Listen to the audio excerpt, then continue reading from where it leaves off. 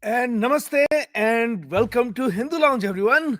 We are back another Sunday morning, another Hindu Lounge. And this is Hindu Lounge. Hindu Lounge is brought to you, as you guys know already, it is brought to you by Hindu Pact. Hindu Pact is the Hindu Policy Research and Advocacy Collective, an initiative of World Hindu Council of America or VHPA. Hindu Lounge comes live every Sunday at 11 o'clock Eastern and 8 o'clock Pacific, and it's hosted by Utso Chakrabarti. Uh, he is the executive director of Hindu Pact, and I am Ajay Shah. I am the president of World Hindu Council of America or VHPA. And Utsoda, what a topic we have today, right? I mean, we are going to talk about the history of India and history of Hindu Dharma and history of Hindu Sanskriti, and we are going to put it in the current context. We generally talk about contemporary American Hindu issues, but this is the origin of our Sanskriti. This is the origin of where Hindu Dharma evolved from. And so, what an interesting topic that we have today. And I want to thank everyone for joining today. We are going to talk about the revival, the latest news item that came. And I'll give Utsoda an opportunity to kind of introduce himself and welcome everyone. And then I'll introduce the topic a little bit. And Utsoda has this amazing ability to go into the history and show you and connect the history with present day. So we'll be doing that as well. With that, Utsada, welcome to Hindu Lounge, and we'll talk about the issue of the day, re-energizing the Saraswati Sindhu Civilization. Right? Go ahead. Thank you, Ajay Bhai, and namaste and good morning, everybody. Today's topic is very interesting, but when Ajay said it is a topic that is about the history of India, I would add on to it saying it is a topic that is about the history of Hindu Dharma for all Hindus around the world, and not just Hindus. It is also a topic that concerns the entire South Asian region. In fact, I would say South and Southeast Asian region, which at one point of time was the cradle of more than half of the population of the world. So it is a topic that is very global, even though it the river Saraswati is about the Indian subcontinent, but its impact has been global, and it goes back more than 20,000 years at least. So we have a long lot of things to discuss, and Ajay bhai has worked very hard to put together a lot of slides that concern this topic, and we will be dissecting them and discussing them today. Thank you, Ajay bhai.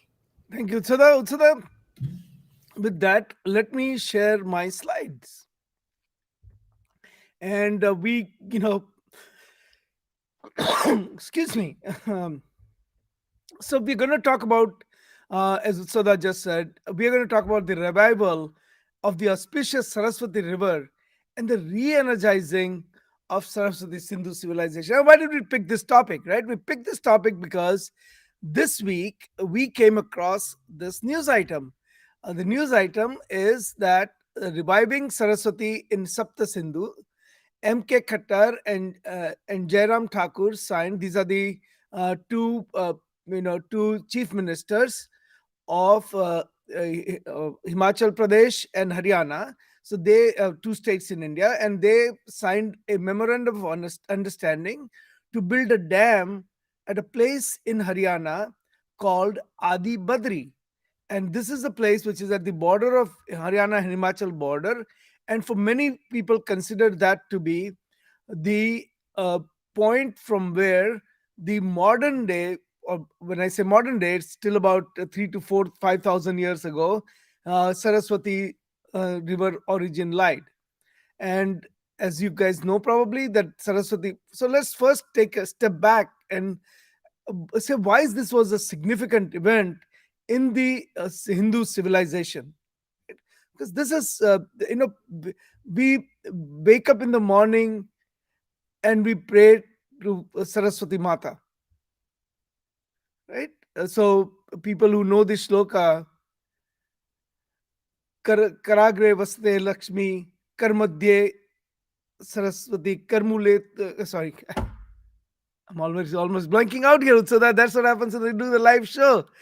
So the Karagre Vaste Lakshmi, Karmadhye.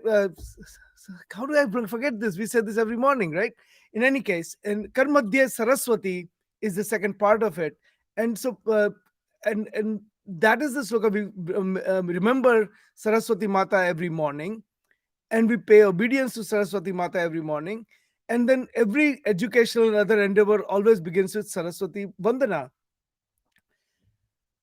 And so this is the Saraswati Mata and Saraswati Nadi or Saraswati River are intricately linked. And if you go back here um, and you look at it, this is something that the Haryana government was thinking about for many years. For that they wanted to revive, even as far as 2016, they were working on revival of Saraswati Mandir, Saraswati Nadi, Saraswati River. Now, Saraswati River uh, has been mentioned in all our ancient scriptures. So here is the Rigveda shloka 10.64.9, where in English translation of that says, "May the great rivers Saraswati, Saryu, Sindhu come with their waves for our protection. May the divine animating waters grant us their water mixed with butter and honey." This is in the Rigveda chapter 10. And if you go further, it says that in chapter 10, 75 and 5, it says, "Accept my praise, Ganga, Yamuna, Sutudri, Parushi, Maruvarda, with Ashkini and Vistasta, Istan Arjak Ajikia, and Susoma. Susoma is the modern day Sindhu Nadi. So these are the Sapta Nadi, or seven rivers that were the cradle of the Hindu civilization, which can be appropriately called the Saraswati Sindhu Civilization. And so the importance of Saraswati Nadi. I keep saying Saraswati Mandir because there's a famous school and a set of schools in India called Saraswati Mandir, and I knew quite a few people who went there. So the word that always kind of comes out of my mouth is Saraswati Mandir, but it's Saraswati Nadi or Saraswati River. And here is the importance of the Saraswati Nadi or Saraswati River, is that it is even in the earlier chapter, so that in chapter number 6 of Rigveda, there's a hymn called Nadi Sukta, and which sings the praises of Saraswati as being perfect mother, unsurpassed river, supreme goddess. And so this is the history of this mandir, of this river. I, I don't know, Sadai, but late night does not help too much sometimes. You need coffee, Ajay, right? I need coffee. All right.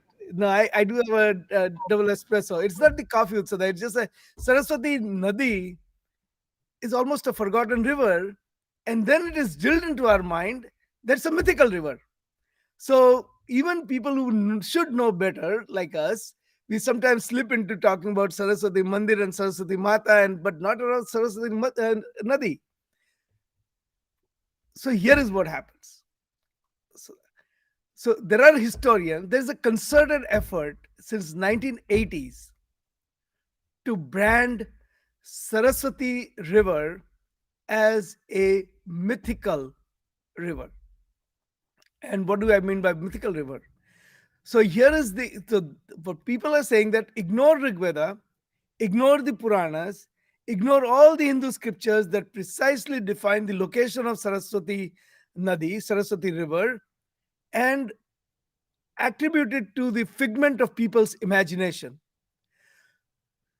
So the historians in India, so-called historians, Romila Thapar, Irfan Habib, Rajesh Koshar, they talk about the Rigveda's description of the river and say that, well, this doesn't really match the present day place called Ghagar, which is in Haryana, which is where this new river revival initiative just started last week. But they said that the river Saraswati could be derived from a word called Harakswati, located somewhere in Afghanistan. Now remember, Utsada, this is a very precisely defined location of the river, and you're going to go through the details of how precise this is defined. And yet, these are the historians who say that this river never existed. It is the imagination that the invading Aryans brought from Afghanistan with them, and because they were missing it so much that they just placed it between the two existing rivers in India. Irfan Habib in year 2000 said that the Vedic Saraswati was a mythical river, an abstract concept of river Devi, and it never really existed. So in his book Early Indians, Tony Joseph calls India a migrant nation built over time, and that the Rigvedic people belong to the third wave of migrants who came after Harappans. The representative geographic entity at that time was shaped by various migrants with different cultural practices. So again, this look, so that they're combining multiple things, and I'll give you an opportunity to take over this in a minute. But what they're trying to do here is they're saying they're combining a lot of their pet peeves into one coherent, in their mind, coherent history, where they're saying, look, we understand that Rigveda has said that the civilization is built around the river Sindhu and river Saraswati. But river Saraswati today does not exist. And so what it must be is that this people who invading people because after all, India is made out of invaders who came to India, invaded this land, and ruled over the natives over a period of several thousand years. So these invading hordes from of Aryans came from Afghanistan, took over when they came, they found that this landscape was kind of not that great. They had a couple of good rivers, few good rivers like Sindhu, and they had Satluj, and they had Yamuna, but they really miss a majestic river like Saraswati. So they placed the river called Saraswati in the middle, and then they built up all the fiction around it, or so that they can relive their past thing, right? So this is completely ignoring and denying what Rigveda verses said. And they're trying to now support the Aryan invasion theory. They're trying to support the Aryan Dravidian divide in their mind. And this, what's the deal? Is this the history, or is this something that is politically driven? First of all, Ajay bhai, let me address you. Downloaded a lot of information here, so let me uh, talk about two things. The first part is when you mention the Saraswati River being a myth, became was popularized in the 1980s, and from the 1980s onwards. Before that, it was not looked at much. So there is a reason for that. Let me explain that reason first, and then I'll dissect each of your points and analyze them. The reason why Saraswati River was declared a myth, and that narrative was popularized by the likes of Irfan Habib and Romila Thapar, is because it was from the 1980s that the average Hindu masses in the Indian subcontinent started becoming conscious about their civilizational heritage. For a long period of time before that, uh, the entire Hindu civilizational narrative itself was belittled and ignored in the larger popular consciousness. So there was no need to even discuss the Saraswati River. Only in the 80s, the average Hindus, especially the educated Hindus, English educated Hindus, started looking back at who they were and what their civilizational narrative was. So that's one of the reasons why in the 80s, the Marxist historians started manufacturing the Saraswati River myth. And that continued. So it started in the 80s, and it was strongly developed. And all these narratives that you describe, that the Saraswati River is originally from in somewhere in Afghanistan. The Aryans were from outside, and therefore when they came to live in the Indian subcontinent, they suddenly were romanticizing about their older river, and therefore somehow they managed to place that exact location of the river in their Rigvedic hymns. So all this stretch of narrative building happened in that period of time, because these Marxist historians that you named, Irfan Habib and Romila Thapar, they're not really knowledgeable people. They were where they were in positions of power and influence because they were acolytes of the ruling parties, and they were close to the leadership, and they were running an agenda that worked with the leadership, political leadership of those days. Now, when that happens, you don't have knowledge on your side, you don't have science on your side, you don't have facts on your side. So they had to come up with these, gymnastics, intellectual gymnastics. And because the media was not open source anymore in those days, the media was controlled in a very regimented manner. They could get away with their narrative in those days. And younger generations of Indians, and even globally scholars of the Indian subcontinent, continue to buy that narrative. Even today they do. In today, many humanities departments, where they don't give relevance to science and scientific discoveries or peer reviews, they continue to peddle that narrative, that just gymnastics.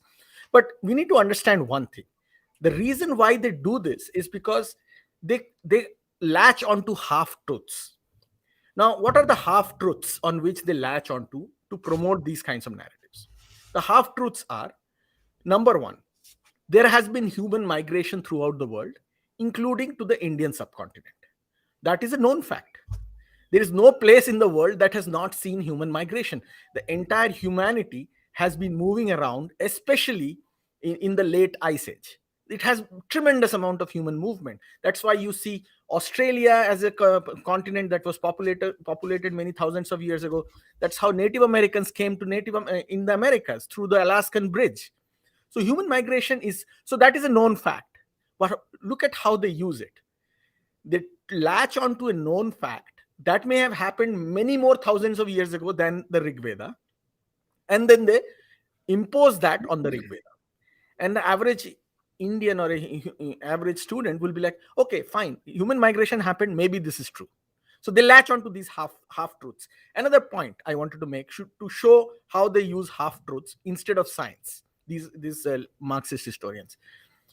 There was Hindu civilizational presence in very strong numbers in what is Afghanistan today, in what is Pakistan today, in what is Azerbaijan today, in what is Syria today and northern Iraq, in what is Armenia today.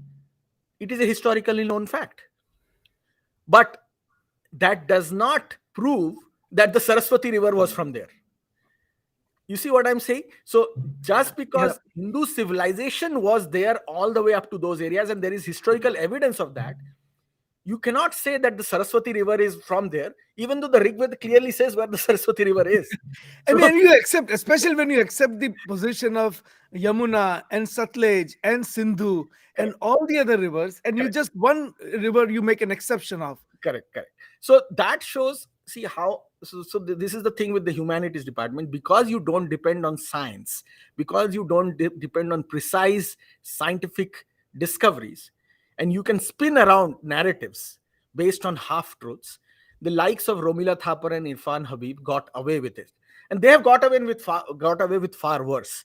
But this whole effort to make sure that Saraswati doesn't exist in the Hindu civilizational mind is directly connected to their effort to prove to the people of the Indian subcontinent that they are all invaders, except for those who they choose at that point of time not to be invaders in their political narrative. Your sound went away. Let me show you one more thing with Soda, and that is, here is the article that came in The Wire, which is a known leftist website. And here they are saying that, look, there is Saraswati that was never was, but it's always flowing in people's heart. And this is a person who is a scientist. His name is C.P. Rajendran, who supposedly is a scientist and works at a university as a professor and all of that. And look what he's saying. He's saying the human mind is a machine that constantly builds story about itself that eventually merge with one's identity. These stories invariably carry a stamp of perfection. The migrants move to new host societies. They bear a material burden as well as the burden of their heritage and histories. And a migrant is reconfigured once she or he negotiates with the conditions of emigration, and her cultural context. Thus, the diaspora of the Vedic Aryans often of tenuous status within their host majority culture, the Harappans, could have created mythic memories of their homeland as a way to assert their exclusivity and otherness. Now, this is not a historian, this is a scientist talking. Okay, so he has really no idea what he's talking about, but he is still talking. So it is also likely. It is based. See, this is how false narratives are built. He may be talking from his perspective, but his entire perspective is based on the premise that the historical Vedic community were invading Aryans from Central Asia. Now, the whole point here is that just because human migration happened at some point of time in history, and multiple human migrations happen, he completely refuses to see the truth and the facts presented in the Rig Veda at that point of time when it was compiled, and instead creates up a story. So it is almost a Freudian analysis. It's like when people say Hitler invaded France and Russia because he might have been treated badly by a French teacher when he was a high school kid. That is the narrative that there Yeah, are there are professors and academics who go into that kind of Freudian BS, for lack of a better word, when there are more precise and more relevant reasons, yeah, and they get away with it because the Wire is a political agenda driven newspaper outlet. It is the tail wagging the dog here. The Wire will seek content from people who will want to prove that there was an Aryan invasion theory. Now it is up to the creativity of the people who are writing the articles how they come to that conclusion, and this is one of the absolutely. ways they do. Yeah, so let me show a couple of things. Right? Then he goes on to say, so it is likely that the Saraswati was a mental construct of the Vedic Aryans, which metaphorically overflowed as they encountered the bleak, water-poor landscape of the Indus Yamuna interflow. The new So look findings at the don't irony believe. here. Look at the irony. Okay, wait a minute. A community that comes from, let's say, Afghanistan. Okay, Yeah, Afghanistan and what is modern day Tajikistan and Uzbekistan. That community, when it sees Indus Yamuna interflow, feels like it is water poor. Like, look at the irony of it. I think the author has never actually studied the hydrological and nature. he's a professor of he's a professor in that area. Okay, Oh, so so so that shows the level of BS that people. Does he actually know what is the water hydrological situation in Afghanistan, Uzbekistan, and I mean, this is only and then Wire can have access to people yeah, like and then it says the new findings don't believe there existed a perennial river in Harappan times in the Indus Yamuna interflow region of the northwest India. And then so he shows a picture. So this is several years ago, about 10 years ago, there was a project in 2004. There was a project started to discover the water, and so they of Saraswati River. So the along the satellite imagery of Saraswati River, they started digging, and they actually found these are the fresh, these are the digs that they did to find the water. Now he is showing a person lying next to one of those digs looking for water, and there's no water flowing, right? But there are 100 pictures out there, if you were to search, where these water holes are filled with fresh water. Okay, and so but he selectively picks a picture during the dig where someone is looking for water and no water is coming. So this is the amount of disingenuousness that exists in the world. So the here is and a couple of last things before we go into the overall and debunk this entire theory. So the Indus civilization prospered. So one of the things they say that the Indus civilization prospered when the monsoons that fed the rivers diminished around 5,000 years ago. So the assumption here is that some of these rivers, were fed by only monsoon and they did not draw water from Himalayas. Now we are going to go into details of where the water and at what time in history where the water came from and all of that. The Indian Space Research Organization has observed that major Indus Valley civilization urban area sites like Kalibagan in Rajasthan, Banavali, and Rakhigrahi in Haryana, Dholavira and Lothal in Gujarat, they lay along the course of the Saraswati River. Okay, when as described, not only described by the Vedas, by the Puranas, but also as validated by the satellite imagery. Okay, when the monsoons that fed the river, according to this, when the monsoons that history, when the monsoons that fed the river further diminished, the Hakra dried up some. That's a river, one of the tributaries of Saraswati, dried up 4,000 years ago, becoming an intermittent river, and the urban Harappan civilization declined, becoming localized in smaller agricultural community, and the identification of mighty physical Rigvedit Saraswati or the Gagar Harka system. Now, this is the same river in Haryana. It's called Gagar. In Rajasthan, it's called Hakra. is therefore problematic since Gagar Hakra had dried up well before the time of the composition of Rigveda. Now, so that remember, in order for all of the Aryan invasion theory to work, the Aryans had to invade India from somewhere in north, but they had to invade in a certain period of time. So they fixed up the time of Rigveda, which almost any historian with a brain would say about 7 to 8,000 years ago, in order for all the events to fit, right? But these historians who have an agenda against Hindus, all the Marxist agenda or whatever agenda they have, they fix the time of writing of Rigveda to be 1500 years ago. Now there is evidence, as it even in Rigveda it says that, and later on in later chapters it says that look, Saraswati River is drying up because of seismic events, because of the change, global, the warming that took place, uh, and all of the other reasons, right? And you're going to go into details of that. But there is enough evidence in Rigveda itself that the river is drying up and is going to go underground. Now these people, because they want to make a narrative that the river never existed, and it is all the myth that is propagated by people who are invading India, they put the date for Rigveda as 1500 BC. In order to put date of 1500 BC, now they fit the evidence, like you were saying, to fit the narrative, take the evidence, fit the narrative, and say, but look, Saraswati dried up. Even if there is a river underground, it dried up 4,000 years ago.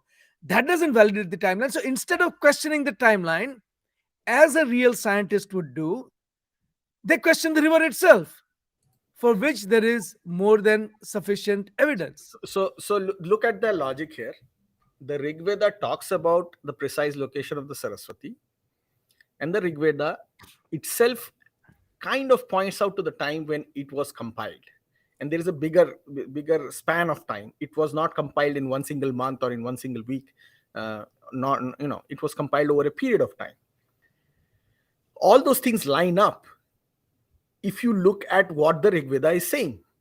But instead, you have to lie 50 times more to question the one lie that you want to prove, that the Saraswati never existed. So they have to first lie that they have to first say Saraswati never existed. It's a mythical river, and it might have existed somewhere in Central Asia or wherever. And then they have to change the date of the Rig Veda to prove that one. So basically, to make one lie stand, which is the Aryan invasion theory lie, they have to question the date of the Rig Veda, they have to question the location of the Saraswati, they have to do 50 other lies. Whereas they could have just gotten away with the real truth if they accepted one truth, which is the written in the Rig Veda. So it's a very metaphorical point here that I'm trying making. Just believe the Rig Vedas for a moment. That is a good starting point. So But there is so now we are building up to the evidence of Saraswati River itself, right? And why this river is being revived. So this is in even as far back, and we said right in the beginning, we said that only in 1980s this narrative of Saraswati being mythical started taking ground. But even if you look back at 19th century, a British colonialist, actually his name was James Todd, uh, said that there is evidence of a lost river in the desert. And he actually said that the river originated somewhere in the Sivalik Himalayas, passed through Hansi, Hisar, Hanuman Grah, and other places that are mentioned, and moved towards Deravar and Ukch, and where it was part of the dry bed or Khagar between Jaisalmer and Rohri in Rajasthan. Okay, so this is, and then it even goes on to say that it, enlarging the eastern branch to the delta of Indus. A few years later, a French geographer, Louis Vivant de Saint Martin, pointed out specifically that Ghagar River was the remnant of the Vedic Saraswati River. These are all people who are colonialists or Europeans, and they are finding the evidence. Okay, and then in 1874, Oldham after more extensive studies, concluded that the course of the lost river of the desert, or Saraswati, was indeed present in Gaghar Hakra river that lies between Akalghar and Tona in Punjab in India. At that time Punjab, but it's then got bifurcated into Punjab and Haryana, and trifurcated actually. It's parts of Himachal as well, and uh, Khangar in Pakistan, linked to now disconnected courses of the rivers Rani, Vahindya, Hakra, and Nara that takes it to the run of Kutch in Gujarat, and finally moving along the creeks to the Arabian Sea. So that this validates what is written in Rigveda. There are only two rivers in Rigveda, Saraswati being one of them, that actually originated in Himalayas and flew and it flowed right into the Arabi Mahasagar, right? Arabian Sea. So this is validating as far back as in 1874. So what I have to say, Ajay Bhai, here is that in the late 18th century, there were efforts by European colonialists to understand and excavate the historical origins of many of the colonies that they controlled. It was in the Mesopotamian region they were doing it. They were doing it in Egypt. They were doing it in the Indian subcontinent. If you remember, the Mohenjo-daro ruins that are some of the first Western gaze at the Sindhu Saraswati civilization. They dug up the Mohenjo-daro. That started happening only in the early 20th century. They started digging up the Sindhu Saraswati civilization, and that's why many, even today, these Marxist historians continue to call them Mohenjo-daro civilization, because they hate to use the word Sindhu Saraswati civilization, because they were the river Sindhu and Saraswati bookending them. So what these that suddenly you see these colonial historians and colonial explorers looking up at these things and commenting on these things 100 years or 150 years from that time onwards, because they started excavating and exploring these areas, and because Hindus at that time were under colonial rule for a significant period of time. Even though they may have had the knowledge and the scholarship to write about these things and to talk about these things, they were not in a position, because of their socio-political standing, they were not in a position to be taken seriously. So even when they said it, they were not taken seriously unless a colonialist validated it.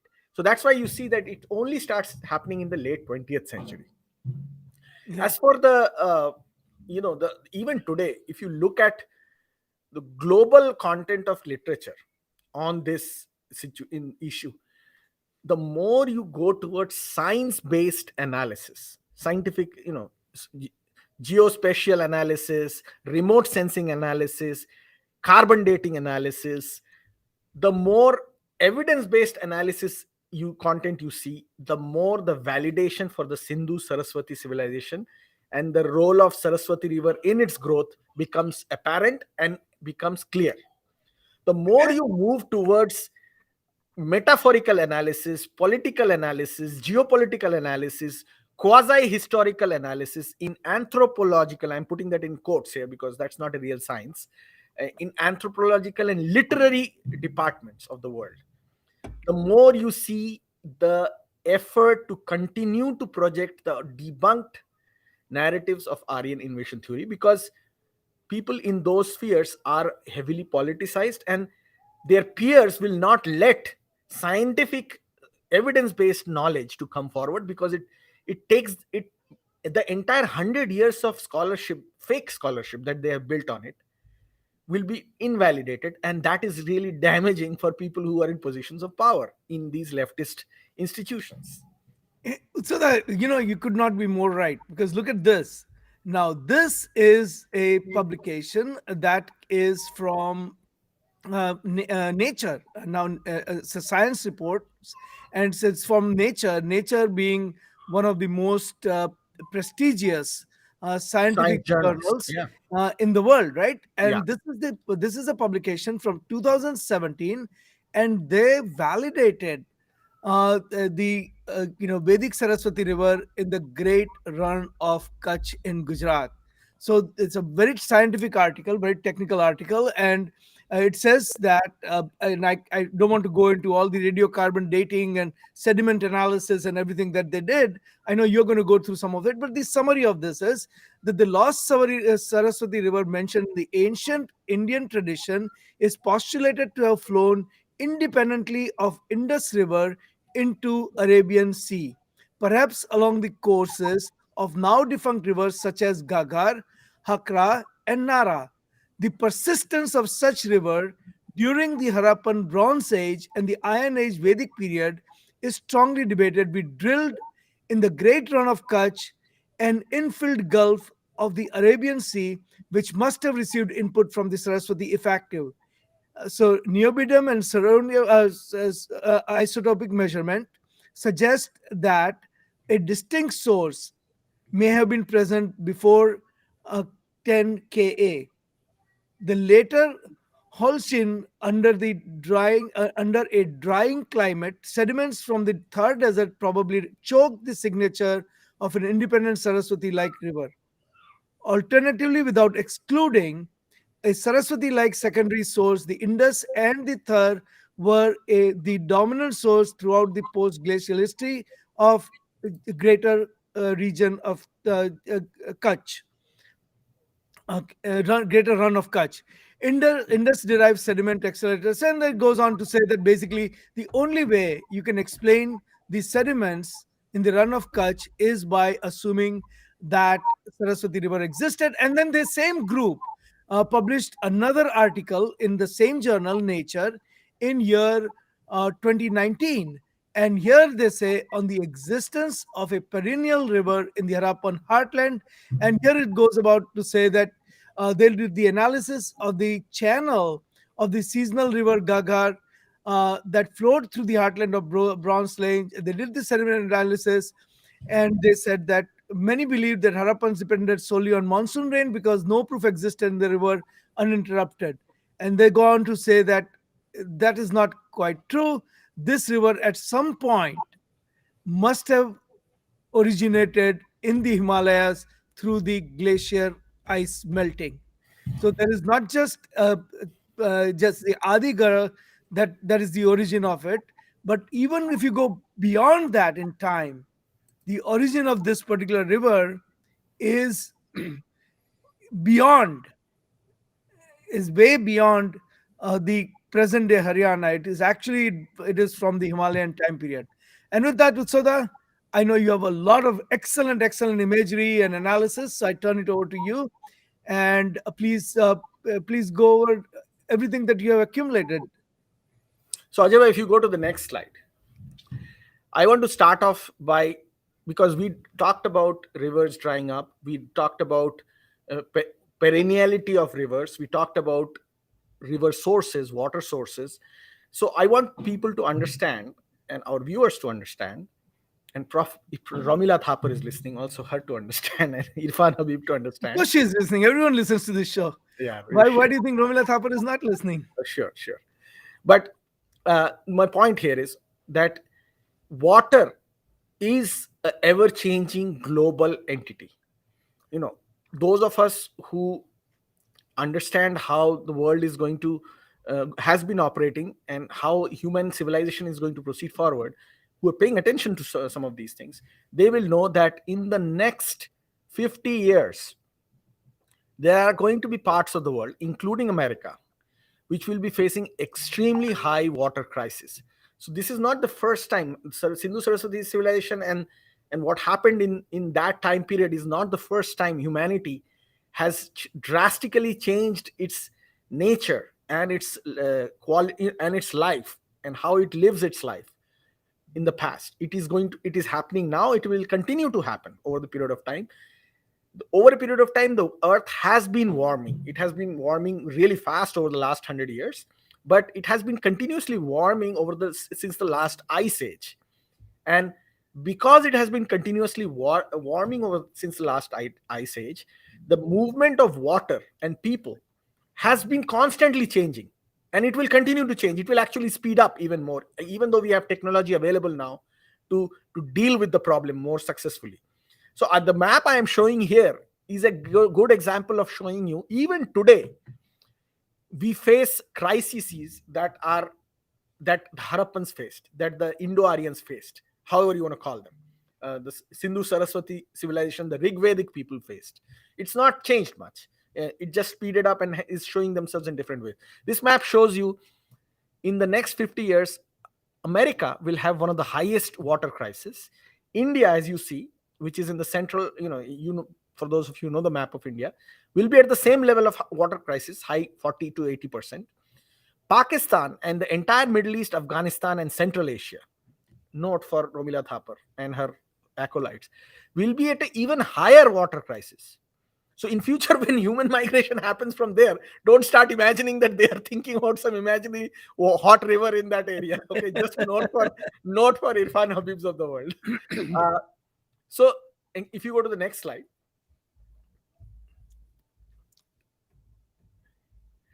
And this is a more granular level of how water stress is going to happen. You see New Delhi and the map of India and the entire Sindhu River, which is the border with Pakistan, and part of the Gangetic Plain. That is going to go through a severe drying up in the next 40 to 50 years. That is not very different from what could have happened at a point of time during the Vedic civilization and right after. Next slide, Ajay bhai. Now let's look at a diagram of the Saraswati River. If you see the map of Delhi, so these are context points that we would want people to see, and there are names that you can identify here. You can identify the Indus River, which is on the leftmost point, which is active now. You see the Jhelum River, you see the Chenab, Ravi, you see Bias, you see Satluj. Okay, all these rivers exist now. The Rigvedic hymns clearly point out the existence of Saraswati between the river Satluj, or in those days Vitasta, and the Yamuna. And you can see the origin point of where these rivers originated, including Ghaggar, Dangri, and Markanda. These are lower Himalayas. Okay. Go to the next slide, Ajay. This is a remote sensing satellite image of the same diagram that we showed you. And the blue and the green areas point to the areas that are wetter, that are drier. The red areas point to more vegetation. Okay. So what you see here is, you see the blue lines, not the blue color of the map, but the blue lines. That is where the evidence of Saraswati River's existence was. The remote sensing, these are satellite imageries. You see to the left the Indus River, which is currently existing. The dark blue is the Saraswati. And you can see that in the lower Himalayas, where the Satluj originates, where the Yamuna originates, Saraswati originated slightly at the lower foothills region. And that could be one of the clues why that river dried up. Because if you notice, since the Ice Age, the glaciers have been retreating. In the Himalayas itself, there was a far larger presence of glaciers.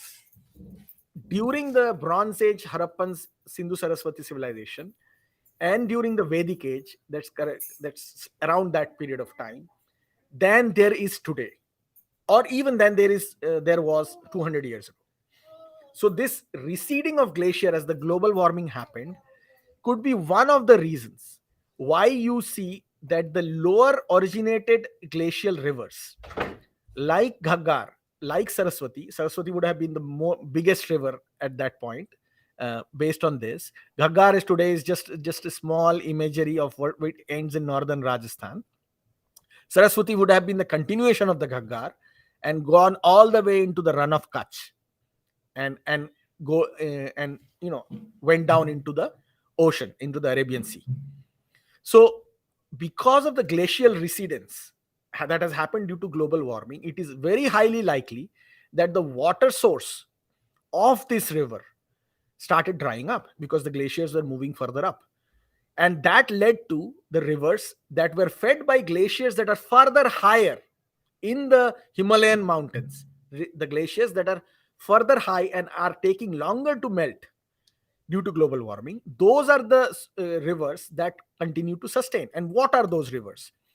One is the Indus or the Sindhu. Its origin is further up in Tibet, in higher Himalayas, where there are still glaciers melting.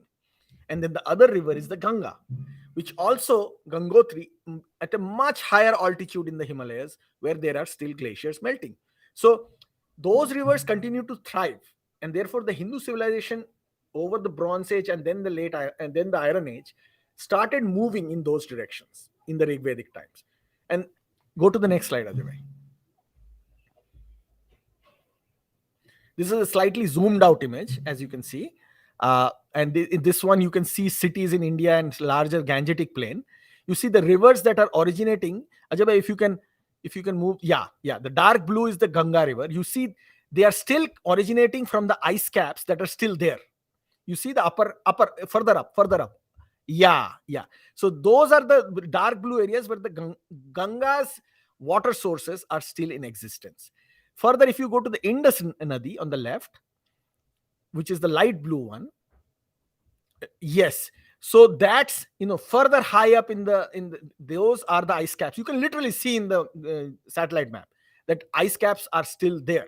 The glacial ice caps haven't melted, and that's why you see the Ganga and the Sindhu very active and continuing to sustain the civilization from Bharat. Saraswati, on the other hand, you see, has dried up because that river, the entire source, the Ghaggar, you see, you are pointing out slightly lower, below Chandigarh. That Ghaggar, that would have continued through Rajasthan in the area that you see as dry, completely dry, which is the bluish color map. Further, go to the left. Ajay, go to the left, keep going down to the left in 45-degree angle, slightly lower. Yeah, so that's where the Saraswati River flowed. And it went all the way into the run of Kutch down below. So that this is currently the revival effort that is taking place is to from starting at this point at Adi Correct. Badri. So Correct. the goal is to through dams and through infusion of water, through digging and bringing the water. That Saraswati River is still, as per satellite pictures, and I'm sure you'll show them, are coming is still flowing underground in many places. So the goal is to really rejuvenate the river from Adi Badri and following the path that this Ghaggar. Gaghar, so Adi Badri to Gaghar and all the way down, um, and eventually actually going all the way to the run of Kutch through this Yeah. most likely, and I Yeah. haven't through this blue line here, That's and when it then diverts south. going Yeah. down through this path of Yeah. a yellow line. So the challenge here, Ajay bhai, is Yes. this is a very wonderful project to try. And I hope it succeeds because the water is still subterranean and it's traveling below the ground through aquifers.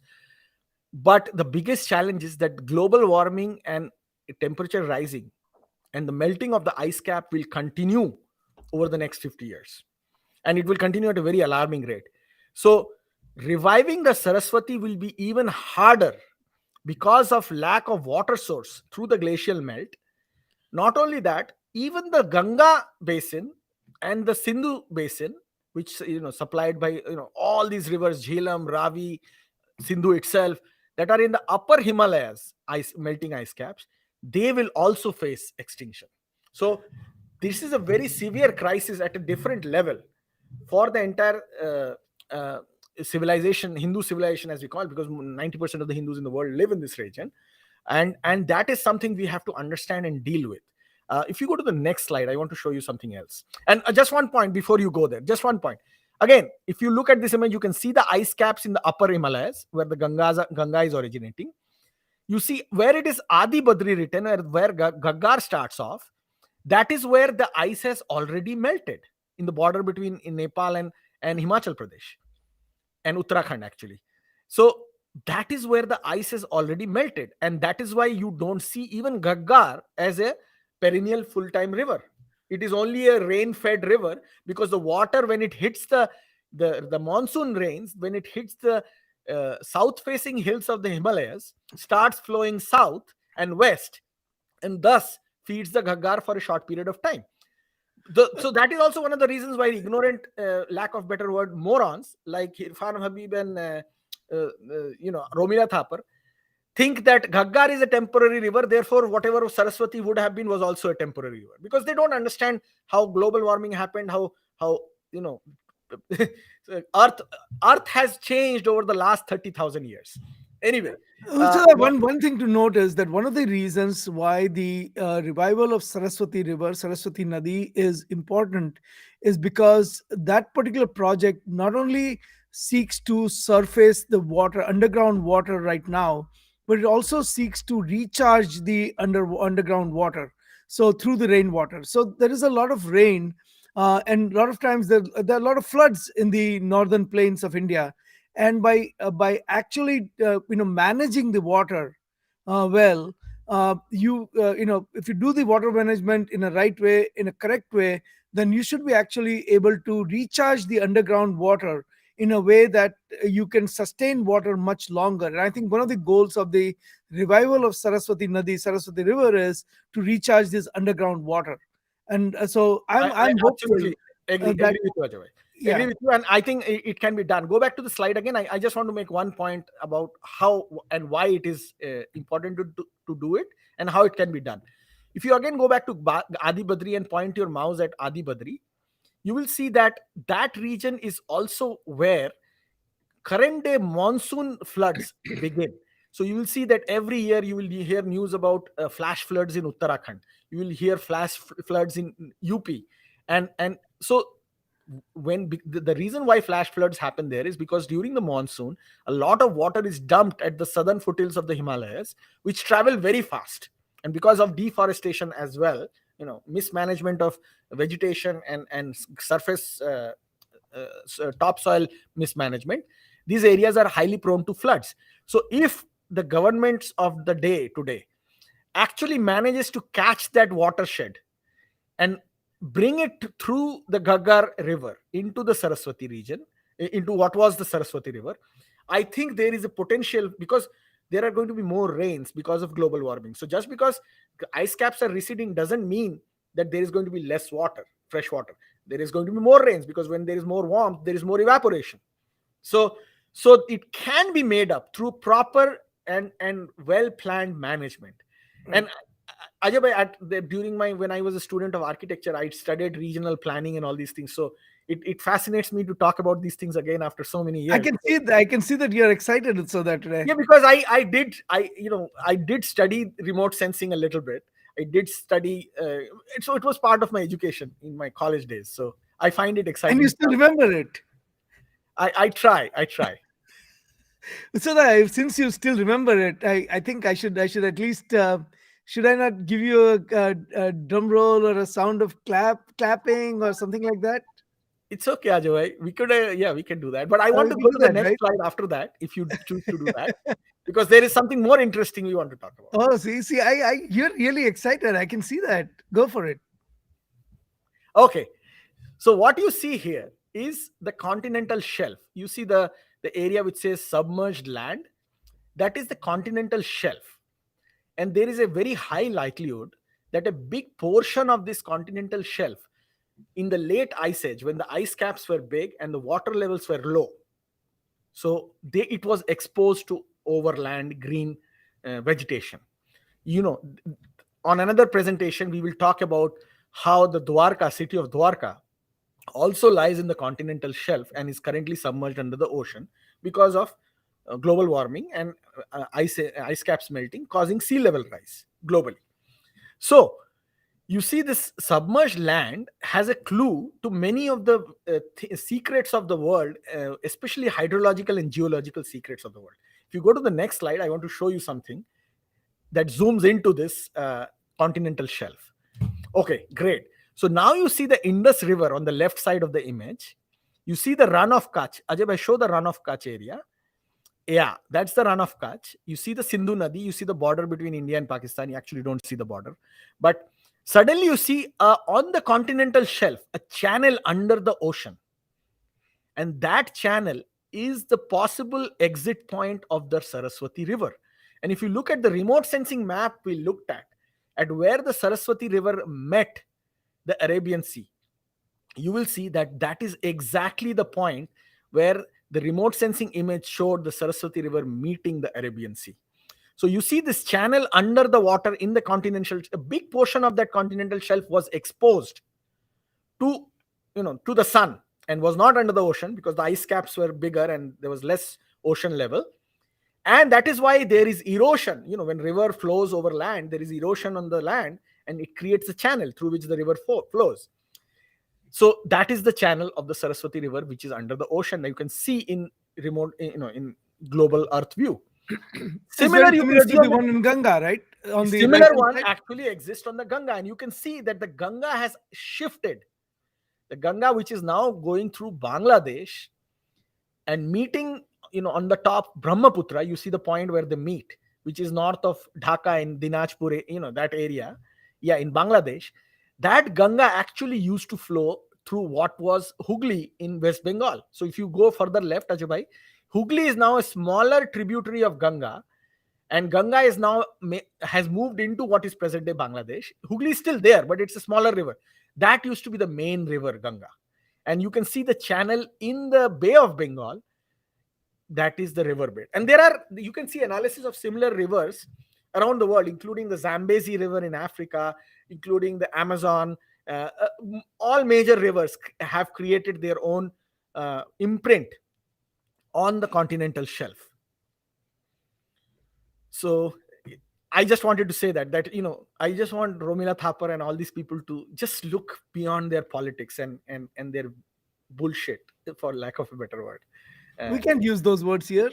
Okay, I won't take that back. On their Yeah, take that BS, back. BS. Take that back. Can't do that. This is like kids watch this show. Yeah, my Even daughter kids shall suddenly say, kids as old as 2 years old watch this show. yeah, but she does. My daughter does. So you can't do that. So these are some of the images, Ajay bhai, of the. I should have done this so that when you said that I should have at least played a music or something. I've been meaning to play this music for a long time. So when you use the word that started with B, all right, next time I Okay, do that when you say that. Ajay bhai, that's your favorite sound. This, Yeah, all no, right. please don't do that. Okay, all right. So let's look at some of the pictures of the Sindhu Saraswati civilization, and you can see the density of these places shows how much of urban they were. They were not just pure farming communities, they were urbanized. It's like a downtown Manhattan of those days. You can see here. So yeah, it is really really urban and highly dense for the times they were. And it is sad that we have, our people have politicized it and neutralized the glory of these, Vedic and pre-Vedic times. But can carry on to the next image. So these are some of the pictures we I just collected from online, from the internet. And these are some of the new excavations that have come up over the last few decades that really show the imprint of the Sindhu Saraswati civilization and the Vedic age, going all the way to the river Ghaggar. So it starts initially when during the British period, because they looked at Mohenjo-daro and Harappa first. They thought that the Sindhu Saraswati civilization was located far west near the river Sindhu. But as more and more excavations are done, you can see that actually the central point, the theme, the nodality of the Sindhu Saraswati civilization lay far more east in what is present day Gujarat and Rajasthan than the Sindhu River, even though there were significant portions like the Mohenjo-daro area and Harappa area, which is closer to the Sindhu River. In fact, the central point of this lay on the Saraswati River, around the Saraswati River and its tributaries. And I think that is important for us to understand, because that will lead us into understanding how these people lived and what happened next when the Saraswati River eventually started drying up. And we are going to discuss that next. Just some of the pictures, Ajay bhai. So all right. So Lothal, these are from Lothal, Dholavira, and all those places. right. Yeah. Right. So Actually, I that have a very good friend who used to be the commissioner for Dholavira. He was the police commissioner for Dholavira, and he was when these excavations were happening. And this was many years ago, and they're still going on. There are many places where they're going on. He would send me WhatsApp messages in excitement of of the excavations happening in Dholavira, because these are people who grew up in Romila Thapar environments. I won't name this person, but he grew up he went to St. Stephen's in Delhi and was totally a Kool-Aid drinker, Marxist guy. Went into whatever Indian civil services, IPS, IAS, whatever it was, and now he's the superintendent of Dholavira. And when these excavations are happening, he started questioning his own knowledge of his own history, and that is the best part about what I felt about it, because there are people out there who were fed into the BS of Romila Thapars and Irfan Habib going when they were in their college days, but they started questioning it. I did say the word. I said BS. Okay. close enough. Okay, done. I'm done. You can go to the next one. That's all the slides we have. So that Okay, it's then we should discuss about what happened when the Saraswati River dried. yeah, We don't have to get the slides. yeah. There's no slide. Yeah, Go ahead. I just want to say that once the river dried, you start seeing what is now more recognized historically. Even though the Romila Thapars of the world might still find some nuances in it to try to beat down the Hindus, but the major move that happened when the Saraswati River dried is that the population started to migrate in two different directions. And it's very logical why they did it. And you will see, if you look at the map again, you will see why it did. There was the river source from the upper Himalayas, which was feeding the Sindhu River, and the river tributaries that all joined to become Sindhu. So this river Sindhu and the five rivers of Punjab, Ravi, Chenab, Satluj, they all came together. That was one movement of Vedic and Sindhu Saraswati people. They moved towards the Sindhu River. Then there was another movement that happened east, and that is also very logical, because the other main river that was thriving based from the water from the upper reaches of Himalayas was the Ganga. So you see that by the late Vedic period, as the later Vedas come into existence and get compiled, as well as the beginning of the Puranic and the Upanishadic period, you see a more move of the historical writing towards the Gangetic and the Sindhu River. So Sindhu and Ganga then become more primary sustainers of the Hindu civilization than the Saraswati River. And you see that because the movement is happening in both directions. So the one thing I would say is that there's an excellent book written several years ago by Dr. David Frawley, and he goes into really good details about the Sindhu Saraswati civilization. And I urge our viewers to check out Dr. Frawley's website, vedanet.org, and take a look at his books and articles that he has written on this topic. Very well researched, very well explained, easy to read books on Saraswati Sindhu civilization. Um, so there is it's not, the reason we brought this topic up is because finally, after hundreds of years, probably 1,000 years, right? 1,000 years have gone by, and for the first time, there is now there's now someone in power who is actually looking at understanding the forgotten history of Bharatvarsha or India. Not just So forgotten, the subdued history of Bharatvarsha. subdued history, yeah, Yeah, you're because there absolutely were right. historians who could have worked on it and who could have revived it. This is a But deliberate attempt to undermine the Hindu history. not just the history of because the entire subcontinent was Hindu. So So the whole history is Hindu history. yeah, The entire history is Hindu history, right? yeah, And there's this conscious effort to rewrite that. And you can see that the timelines of the Vedas is being rewritten, the timelines of the entire Aryan invasion theory. In fact, there are professors in United States today who believe that not just there's one group of professors who believe that Aryans invaded India and brought the Vedas with them, there's another group of historians, and led by this faculty member at University of California in San Diego, who say that the Vedas existed in India, but the Aryans kind of appropriated the Vedas. So they took the Vedas and then they started saying that this is our book, and it's not the book that was written by natives. So there's all kinds of effort to them. Even there is a, you can see from all different directions, these are the people who try to subvert the Hindu identity. And it's just not in India, it is also in the United States, it's also in It's like, Canada. no, they are all connected. They are all connected. If you They're see all them, connected. yeah, yeah. Yeah. The one thing you will see that they have in common, all of these people have in common, is they are as far away from science and as far away from science-based evidence building as you can find. And They they will not, pepper all the words like, well, there's a genomic the evidence, or there is a yeah, no, they archaeological throw the evidence. words in, But but here is a paper from nature, and they yeah, would gloss over it. There are satellite images from Indian Space Research Organization, they ignore it. There is a no, no, geological institute of survey, the GIS survey, that they don't mention. So it's a selective quoting and selective evidence building they do to fit the narrative that they have. yeah, it's the tail wagging the dog. And what is the end effect? The end effect is the generations of Hindus that come, they buy into this narrative that Saraswati is a mythical river. They buy Not into just the that, not just that.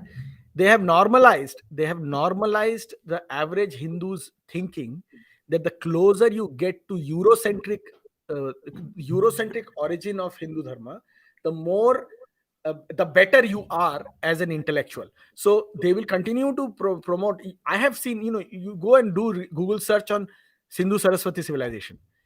80% of the content there will actually say that the Sindhu Saraswati civilization was destroyed by the invading Aryans. invading audience. Yeah. So even today, because the mainstream historical community has continued to peddle this BS, so they continue to, and the younger people are coming out there who just have a political identity. They continue to perpetuate it, and year after year, despite evidence now to the contrary, scientific evidence to the contrary, these guys continue to perpetuate it. That is the biggest loss for humanity. I won't say it's a loss for Hindus or Indians or people from Indian it's a loss for humanity, because now you are denying and lying about one of the oldest cradles of human civilization. And trust me, Ajay bhai, this has not just happened with Hindus, it has happened with even with the Mesopotamian civilization as well. It happened with the Tigris Euphrates civilization as well. The only saving grace for those guys is that because Islam and Christianity are the dominant religions of the world now, they try to gain ownership of those civilizational origins. In our case, because we are not the dominant religious belief in the world, every effort is made to diminish ours at the same time. But Utsada, I remain hopeful, and I'm optimist as always that this the Hindus of today will not succumb to the subjugation, to the propaganda of the other side. I think there is enough awareness. I think there is enough education. I think enough zeal among Hindus to rise up and counter these false narratives. It is incumbent upon people like Sundar Pichai and Satya Nadella and all those people who are at Oh, we the just got the Padma Shri award. I mean, you're talking about the Padma Shri awardees now, no. These guys are at the pinnacle of their power in and terms the of Padma Shri awardees. it's fine. But you will not see them, because this is science based. It's not like these people have to pretend to be political to achieve knowledge and foundation of truth in these issues. I don't call them up or name them for issues that are concerning geopolitics, but this is science based, this is truth based, this they can actually do. Absolutely, Utsada. With that, let's end this particular topic. It was great discussion, good coverage of all the historic facts, and we really can't do justice to this topic in an hour. This is the conversation that will continue. With that,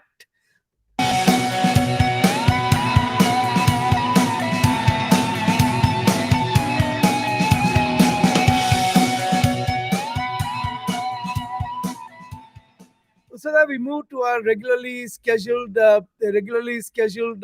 segments. And the first segment, our regularly scheduled segment, is the Hindu Seva Charity Act of the Week. मनसा सततं स्मरणीयं मनसा सततं स्मरणीयं वचसा सततं वदनीयं मनसा सततं स्मरणीयं वचसा सततं वदनीयं लोकहितं.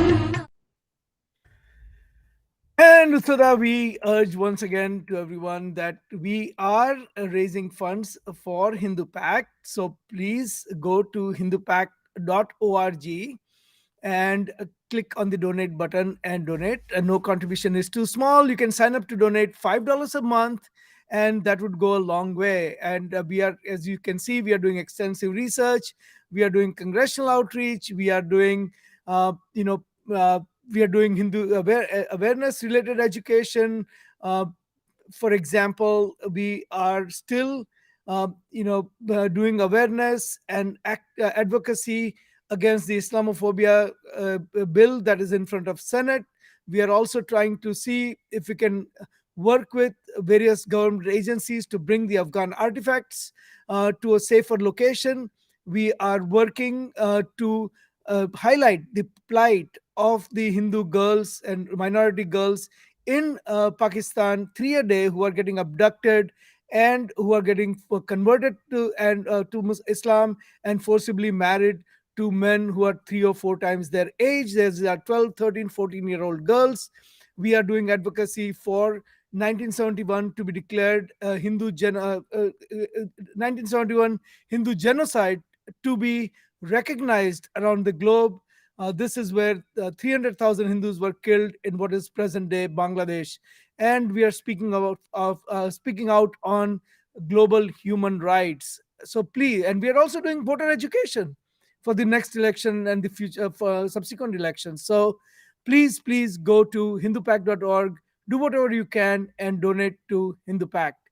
We are so that I was going to talk about Hindu good news of the week, but I have come across a news item that came out just a few hours ago, yesterday, and I would like to bring that up because that is not particularly good news, but I would usurp the good news time to go over one more bad news.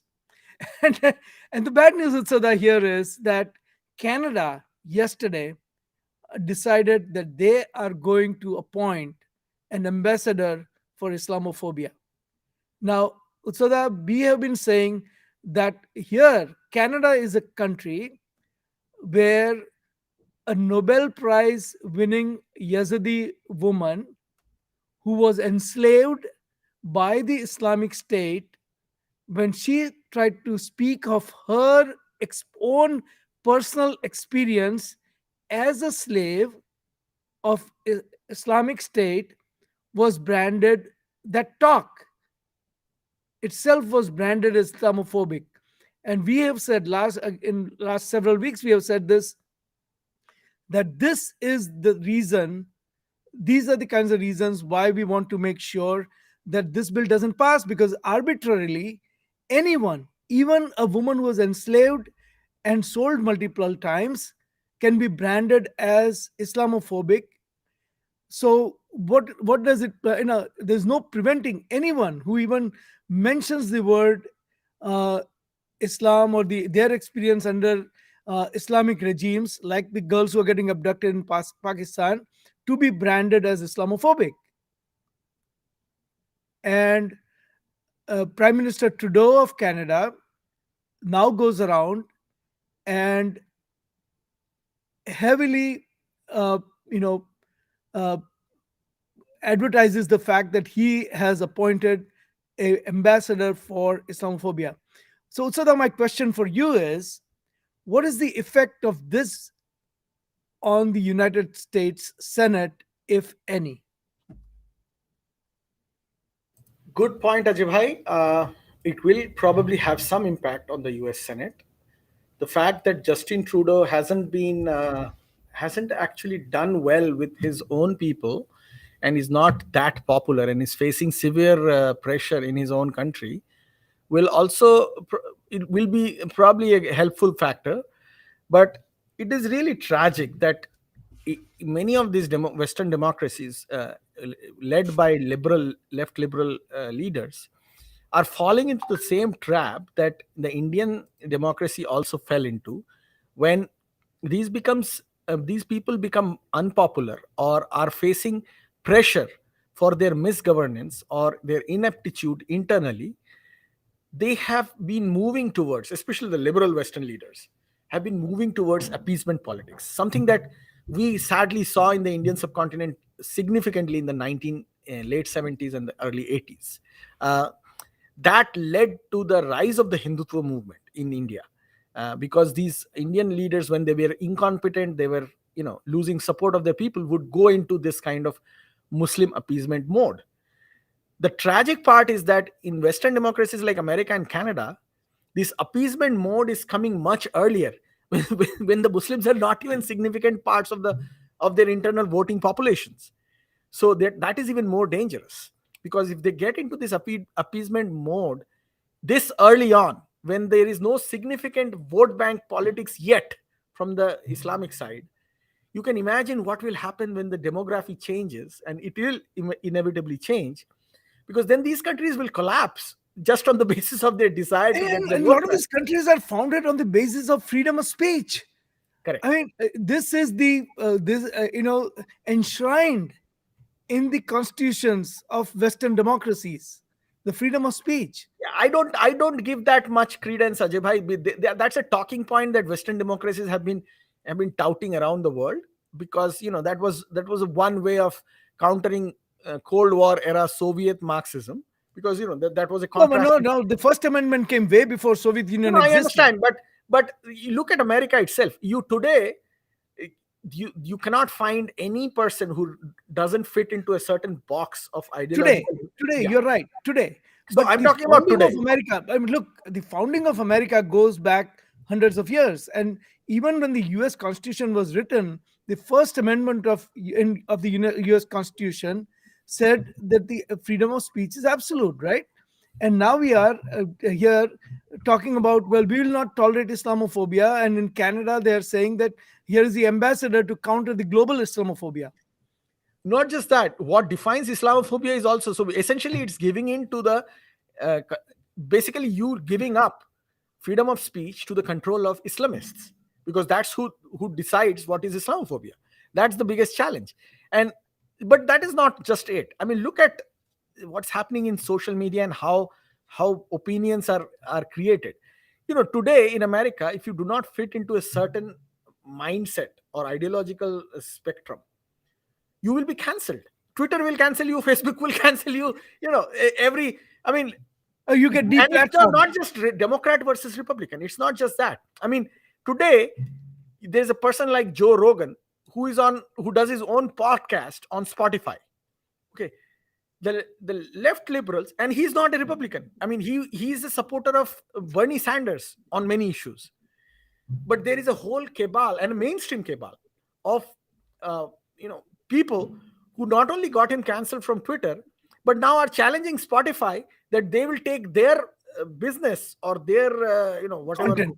content of Spotify if they don't cancel Joe Rogan. So So that I think because you now supported Joe Rogan, you're going to have Hindu Lounge is going to get cancelled thanks to you. I didn't support Joe Rogan. It sounded like that. I don't know. I No, it sounded. I all I said is, Are you going towards cancellation of Hindu Lounge now? all I'm saying is that there is a space for difference of opinion. That is the hallmark of any conversation, because if there is no space for difference of opinion, you will be a country like Iran.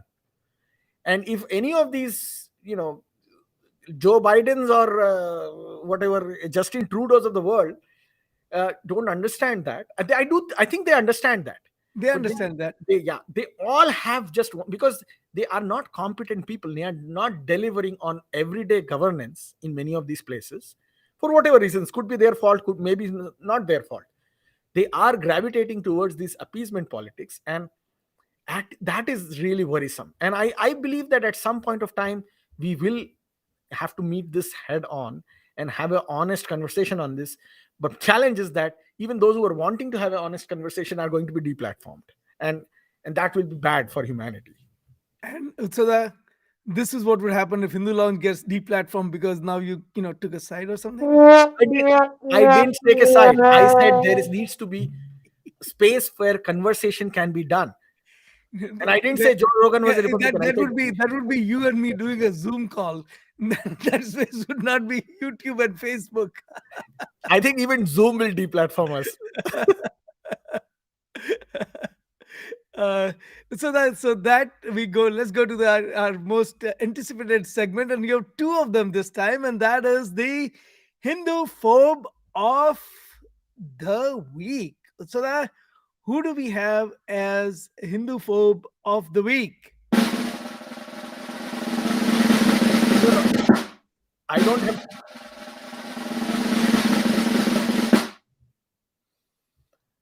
I don't have two Hindu phobes of the week. It's just one person, and that's Edward Luce. Edward Luce is the one of the editors of Financial Times, and of all the things these guys could come up with, and just because recently Prime Minister Modi uh, fes- honored Subhash Chandra Bose, one of the key, if not the key, freedom fighter from the Indian subcontinent, who probably single-handedly did the most damage to the British rule in India, even more so, in my opinion, than Mahatma Gandhi did.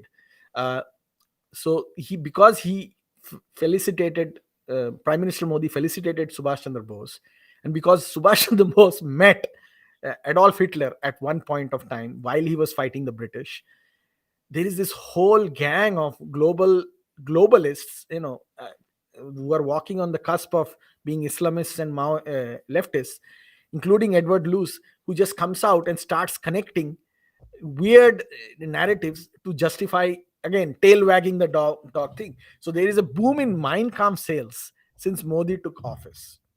So that's the point that he's trying to make it look like Modi and Indians are now suddenly all Nazis. And, And they, and first of all, the and this could turn out to be a little controversial, but the fact is that Subhash Chandra Bose was not a right wing, quote unquote, right wing politician. In fact, the political party that he founded was actually center left, or much more to the left than center left.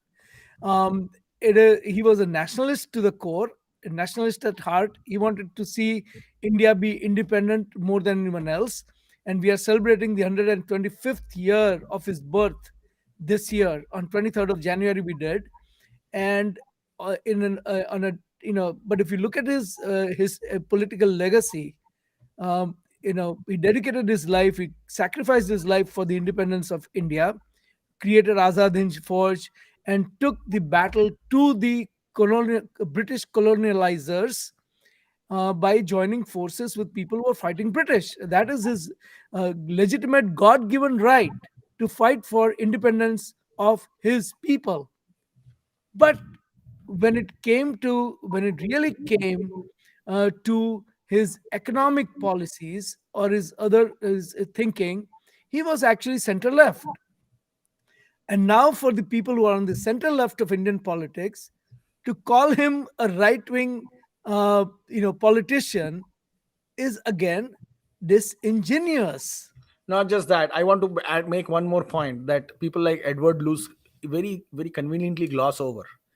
The Western media, including the Western democratic media representing Western democracy, the Time magazine, made Hitler the man of the year on their cover page. 3 years, okay, 1933, 1938, 1939. And then, are you going to say from here onwards that Time magazine was an empathizer of the Nazis? Or the American government was an empathizer of the Nazis, the American media was an empathizer of the Nazis? Edward Luce won't say that because he's part of that. He's part of that Western media narrative.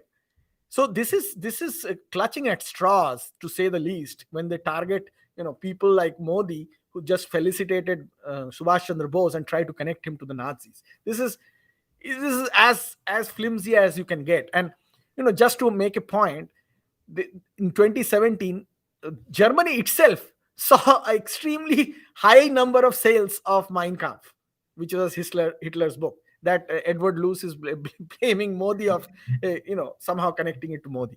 So the reason I choose Edward Luce as the Hindu hater of the week is because these people are not dumb people. These people have an agenda. And for educated Western democratic individuals with knowledge and a decent understanding of the world to deliberately peddle an anti-Hindu agenda because they have a fish to fry shows how much inhuman they are at their core. To them, the 1.3 billion Hindus of the world don't matter.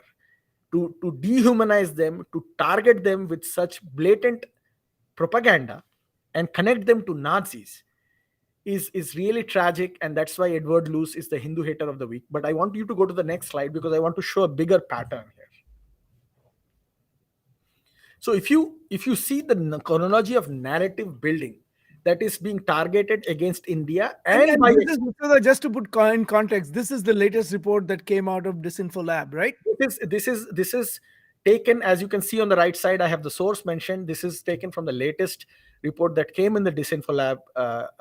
You should all check out disinfolab.org and their Twitter account. They define how over the last year and 2 years actually, the narrative has been built to target India, and not just India, by extension Hindus living around the world, because they consider Hindus and India as synonymous, including Hindus living in other parts of the world.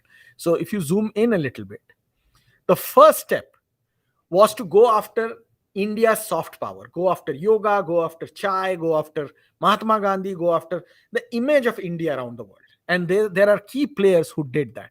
I think the image is too small, so you will not be able to see it as much. But many of the people who listen to this show will see that in Hindu Pact, we have talked about many of these individuals.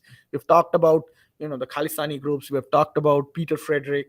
So their first goal, including many organizations that are also listed here, that Disinfolab has listed out. So first thing is to break your popularity, to break the things that make you look good in the world. Yoga, tea, and bring in the next thing, which is to now dehumanize you. So how do they do? They start calling you fascist. They start calling you things that in the Western world are considered bad. The most negative word in the Western world is to call somebody fascist or Nazi. And it's a dog whistle, and it's how somebody can be turned against you easily. So that's the next step. The third step is to make you an enemy of somebody who has empathy in the Western world. So you see, the Western liberals are now embracing Muslims. They want to be nice to Muslims. How do they make you look bad in front of them? They call you Islamophobic. So that's the next step for the Hindus. How are they calling you Islamophobic? Because you are a parallel of what Nazis are, which is Hindutva. So they will bring a parallel between Nazism and Hindutva. Nazism and keep repeating it again and again. That's what people like Edward Luce are doing. And the next thing after that, there is an upcoming impending genocide. It doesn't matter if Hindus are being slaughtered in Pakistan. Their population is diminishing every decade to half of what it was. It doesn't matter if Hindus are being, wiped out in Bangladesh. They have already declined to 1/3 of their numbers since the creation of Bangladesh. It doesn't matter how Hindus are treated in Malaysia. It doesn't matter. No facts are important. There is an impending genocide coming in Kashmir. There is an impending genocide that Modi will do. There is no truth to it, but there is an impending, and then boycott. So then the next step would be to boycott Indian business, to boycott Hindus, to dehumanize the Hindus where they will not matter. And that is what is happening in places like California, where now, if you are a Hindu, you are assumed to be casteist. If you are an Indian or somebody from the Indian subcontinent, you are assumed to be casteist. Doesn't matter who you are. So this is the trend, and this will not end well. We at Hindu Pact are trying to counter this, but as you can see, the players involved in this, Muslim Brotherhood, Jamaat-e-Islami, government of Pakistan, government of Turkey, government of Qatar, these are state actors that are involved in this. And the more they target us, we'll have to deal with it. So all of you who are listening to us, one of the things that we are doing at Hindu Pact is to take on all these people. You will see that we write about them, we talk about them, we discuss them with people in positions of power to expose their machinations against the Hindu American communities, because we are focused on the Hindu American aspect of things, not on the Indian aspect of things. That's for India to take. I think I'll let it be at this point, and Well, excellent. I mean, I want to thank Disinfo Lab for doing this wonderful graphic that they've done, which succinctly describes how there's a movement being built against Hindus globally and India. If we don't wake up uh, to this, it will be too late.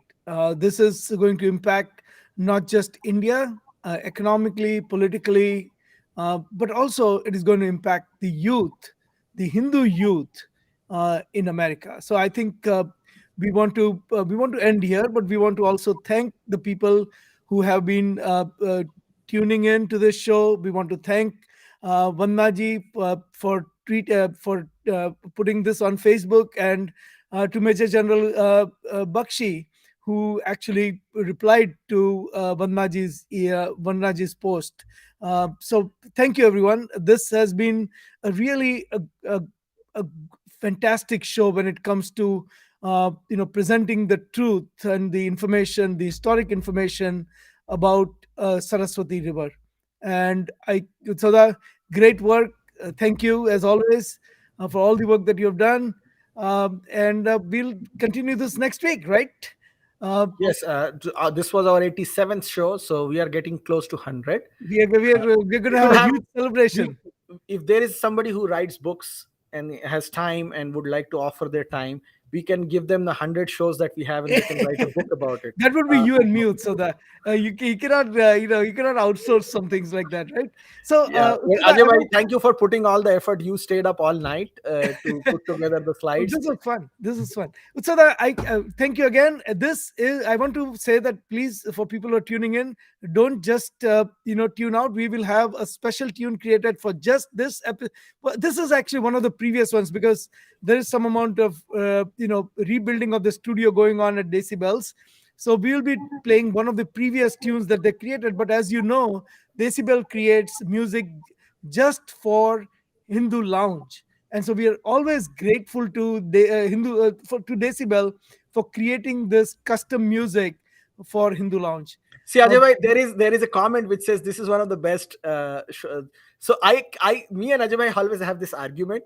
I like going back into critical historical analysis, and Ajay bhai likes to stay on current events.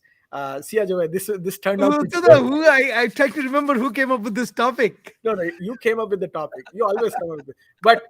But let's do more historical analysis. Yeah. As long as we don't, as long as we don't, uh, uh, you know, uh, drive away our viewers, because I know you get very excited when it comes to archaeology and architecture and things like that. But we want to kind of keep it balanced, right? Hey, Usada, this is great. Thank you again, everyone, for joining. This is Hindu Lounge. Hindu Lounge is brought to you by Hindu Pact. Hindu Pact is the Hindu Policy Research and Advocacy Collective, an initiative of World Hindu Council of America, or VHPA. It is hosted by Utsav Chakrabarti, who is the Executive Director of Hindu Pact, and me. I'm Ajay Shah. I'm the President of World Hindu Council of America, or VHPA. We come live every Sunday at 11 o'clock Eastern in United States, which is 8 o'clock Pacific, and we talk about contemporary American Hindu issues, or issues from the American Hindu perspective. So once again, thank you for joining. Namaste, and we will see you next week. But please don't go away. Here is a beautiful tune created by Decibel for Hindu Lounge.